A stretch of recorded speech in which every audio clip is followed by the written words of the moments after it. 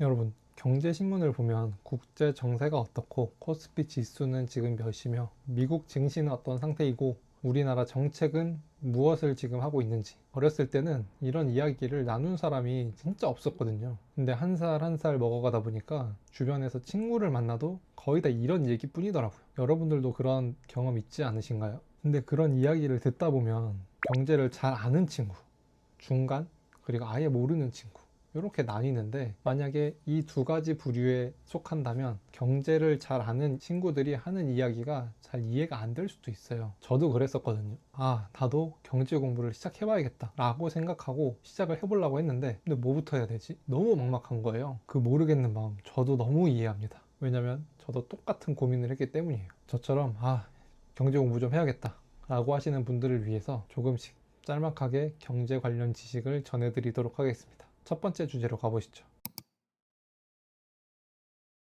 우리가 경제를 왜 알아야 할까요? 예를 하나 들어볼게요. 여러분들 고3 때 대학교 가기 위해서 원서 넣어본 적 있으시죠? 내가 만약 한 요 정도 성적을 가지고 있는데 여기에 맞는 대학교를 갈지, 도전해서 한번 여기 있는 대학을 지원할지, 아니다, 그냥 안전하게 좀 더 밑에 있는 대학을 지원해서 무조건 합격하자라는 이런 전략을 세웠잖아요. 근데 이것이 우리가 살아가는 자본주의 사회랑 똑같아요. 이거를 알고 모르고의 차이가 정말 천지 차이입니다. 여러분들 경제 용어 뜻을 아시나요? 경제는 경제세민의 줄임말로 세상을 다스리고 백성을 구제한다는 뜻인데요. 쉽게 말해 모두가 잘 먹고 잘 사는 그런 세상을 뜻합니다. 회사에서 일을 받아서 우리는 일을 하고 월급을 받아서 이것저것 사고 먹고 하는 그런 삶을 살게 되잖아요. 식당으로 예를 들어보자면 우리가 돈을 벌어서 식당에 밥을 먹으러 갑니다. 우리뿐만이 아니고 많은 사람들이 오는 식당이라고 가정을 해본다면 이 가게는 잘 되겠죠? 그러면 직원도 뽑고 재료도 그만큼 많이 사야 돼요. 그럼 재료를 가져다주는 이 재료 사장님 또한 있습니다. 이 재료 사장님도 여기에 납품을 하면서 돈을 또 법니다. 이렇게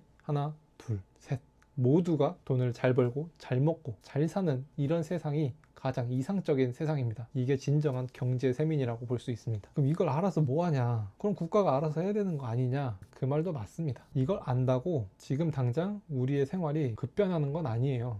입시 제도로 말씀드린 것처럼 그런 것들을 다 알고 모르고, 이것이 천지 차이라는 겁니다. 다음으로 자본주의에 대해서 한번 말씀드리겠습니다. 자본주의는 영어로 캐피탈리즘이라고 하는데요, 사유재산을 인정해주는 제도라고 생각하시면 됩니다. 쉽게 말해서 제가 입고 있는 이런 옷, 집, 차, 이런 것들을 너의 것으로 인정해주겠다 라는 그런 제도입니다. 만약 이게 저의 것이 아니라 국가의 것이었다면 제가 이거를 살 수도 없고 팔 수도 없게 되겠죠. 이러다 보면 저 사람은 가지고 있는데 나는 가지고 있지 않아, 이렇게 빈부격차가 발생하나? 라고 생각하실 수도 있어요. 하지만 아이러니하게도 자본주의가 생겨나고서 많은 국가가 실제로 더 부유하게 살고 있습니다. 예를 들자면 여러분이 회사에서 직장 동료랑 같은 일을 하고 있어요. 근데 이 사람은 일도 안 하고 맨날 놀고 칼퇴하고 돈을 받아갑니다. 같은 돈을 받는 저는 매일 야근하고 심지어 주말에까지 지금 일을 하는 상황이라고 가정을 해봅시다. 이렇게 둘이 강도가 다른데 같은 돈을 받아가면서 일을 하게 되면 여러분들은 어떠세요? 저는 일하고 싶지 않을 것 같습니다. 이렇게 일하고 싶지 않은 사람이 많아지게 되면 그 회사는 어떻게 될까요? 당연히 망하겠죠. 국가도 똑같아요. 일을 하지 않는 사람들이 계속해서 많아지면 국가에서 생산하는 것들이 없어지고 그걸 다른 나라에 갖다 팔 수도 없어요. 그럼 당연히 국가는 점점 밑으로 추락하여 망하게 될 수도 있다는 거죠. 하지만 제가 주말에도 일하고 야근도 해가면서 인정받아서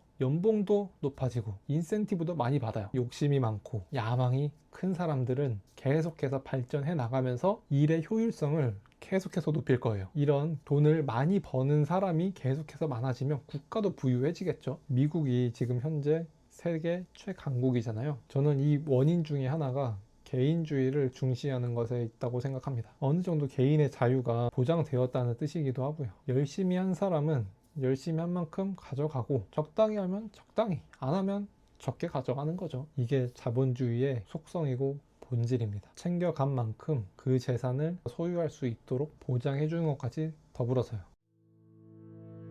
설명이 조금 부실하고 부족하다고 느끼실 수 있는데요, 우리가 경제학자도 아니고 지금보다 좀 더 나은 삶을 살자고 하는 거잖아요. 그러니까 조금 더 효율적으로 간단하게 배워보자고요. 다음 시간에는 자본주의의 장단점과 역사에 대해서 배워보도록 하겠습니다. 다음 시간에 뵙겠습니다.